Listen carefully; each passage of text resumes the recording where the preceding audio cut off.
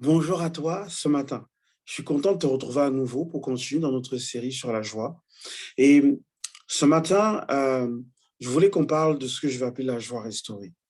Jusqu'à présent, on a compris que la joie a été une promesse de Dieu, que Dieu veut que nous soyons joyeux.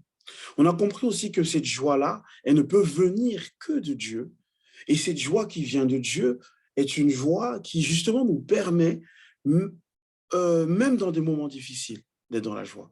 Maintenant, peut-être que vous vous dites: «Mais même dans les moments difficiles, c'est-à-dire que, même dans le deuil, même dans l'affliction, je peux rester joyeux?»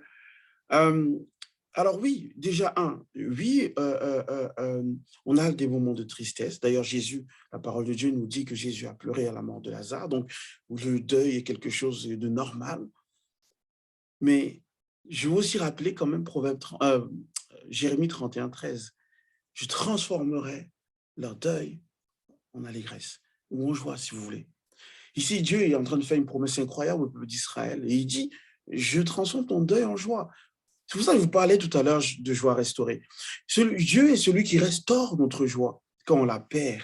Il est celui qui nous redonne la joie quand on la perd. Et c'est de cette joie-là dont je parlais, en fait, dans ma précédente pensée, quand je parlais de joie durable.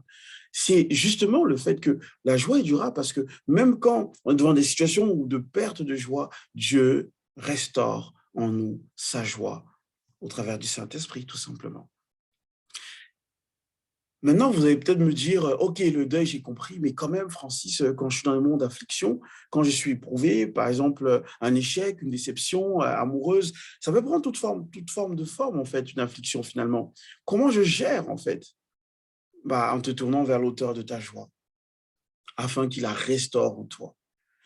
Et c'est vraiment ce que je vous invite à faire aujourd'hui. Et d'ailleurs, je vous donne rendez-vous, comme d'habitude, ce soir, 21 h, on va prier que Dieu restaure la vraie joie.